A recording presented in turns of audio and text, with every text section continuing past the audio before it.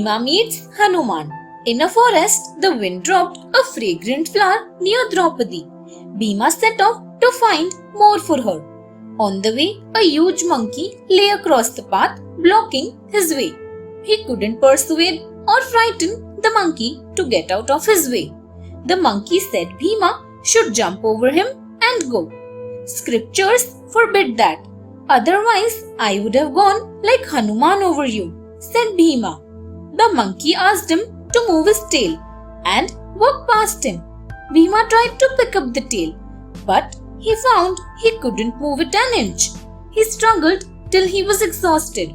With both his palms joined in reverence, he asked, "Forgive me, sir. Who are you?" "Your brother, Hanuman," replied the monkey, who, like Bhima, was also Vayu's son.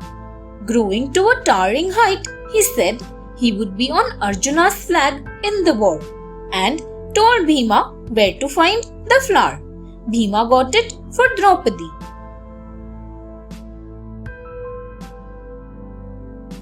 Salvation for Nahusha.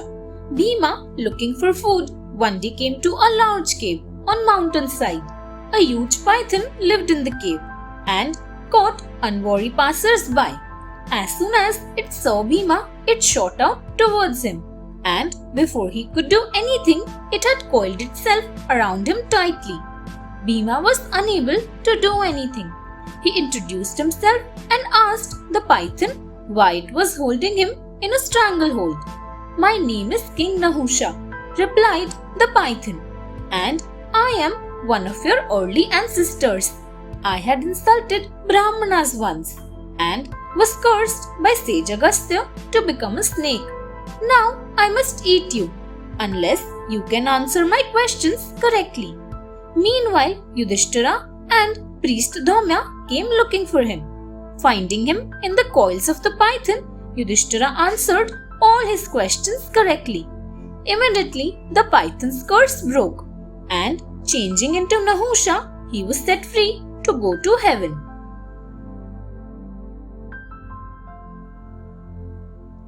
Conference in the forest. Krishna and Balrama came to the forest to discuss matters with the Pandavas, who were awaiting Arjuna's return. Bhima desired immediate action against the Kauravas. Many of their allies were willing to go into battle on their behalf, but Krishna said that the Pandavas would like to fight their own battle, though definitely with help from all their friends and relatives. They would await Arjuna's return with weapons and then reassemble for action. While the brothers were arguing, sage Brihadashva came there.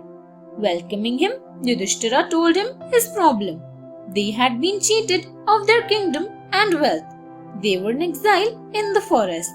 They didn't know when Arjuna would return. He went on to say that he was the unhappiest man. Brihadashva advised him not to waste time in self-pity. He had his brothers and he must keep a steady mind. Comforting talk. In order to comfort Yudhishthira and make him realize that he was not the only person suffering in the world, Brihadashva told him the story of King Nala of Nishada. He too had been cheated of his kingdom and wealth in a game of dice and sent into exile. There were no brothers or friends to support him in the forest. He also lost his senses and, leaving his wife, wandered in the forest as a madman. He told him that Nala's sufferings were far greater than those of Yudhishthira. Yudhishthira had the company of his brothers and his wife, all of whom were devoted to him. He could discuss spiritual matters with learned sages and teachers. His friends and relatives visited and supported him. Yudhishthira understood that it is natural to feel some self-pity, but it is important to keep a steady mind during the suffering of any kind. Thanks for watching. Do like, share, subscribe to Sahil Book House.